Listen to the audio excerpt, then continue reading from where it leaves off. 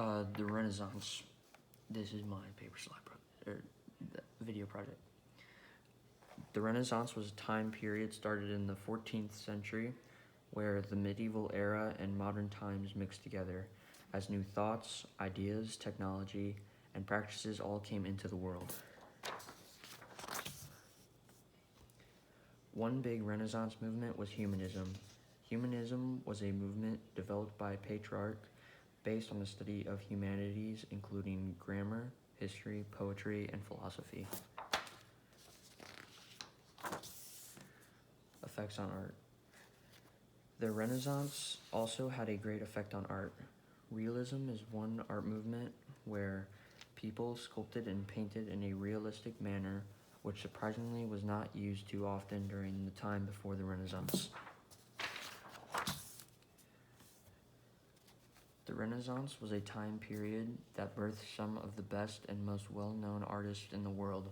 Michelangelo is one who many know for his realism way of painting and sculpting and his work in the Sistine Chapel.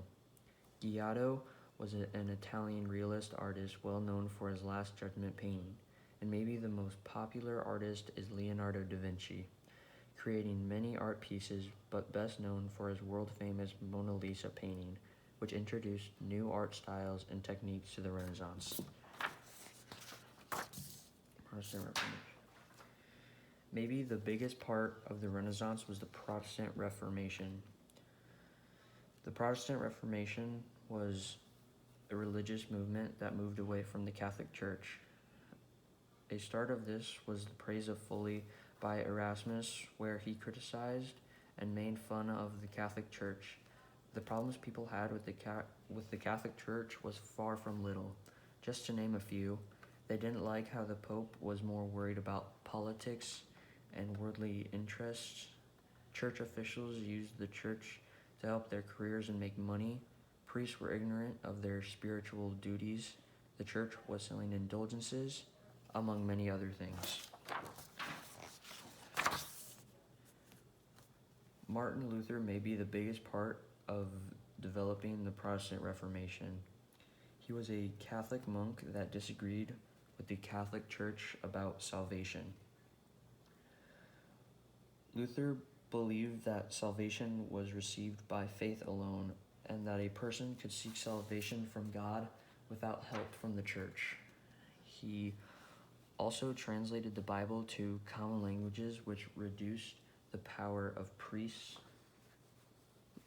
Luther also wrote and pinned the 95 Theses on a church door, and the thesis stated criticism about indulgences and other church policies.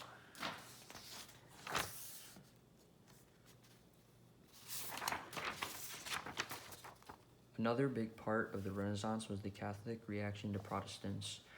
After the Protestant Reformation raged on, the Catholic Reformation began. Catholics did not want to seem corrupt after the accusations from new Protestants. They really tried to get rid of Protestants. They banned books from Protestants and supported the burning of those books. They also changed their ways by abolishing the sales of indulgences.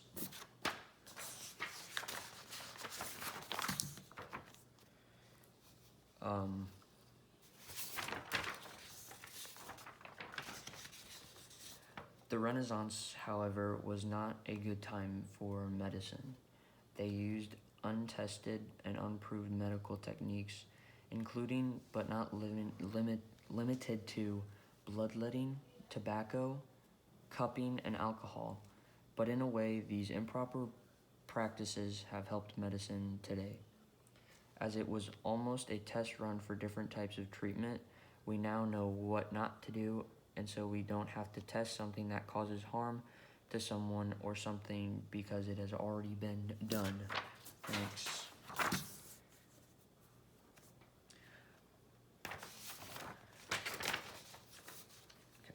The Renaissance has a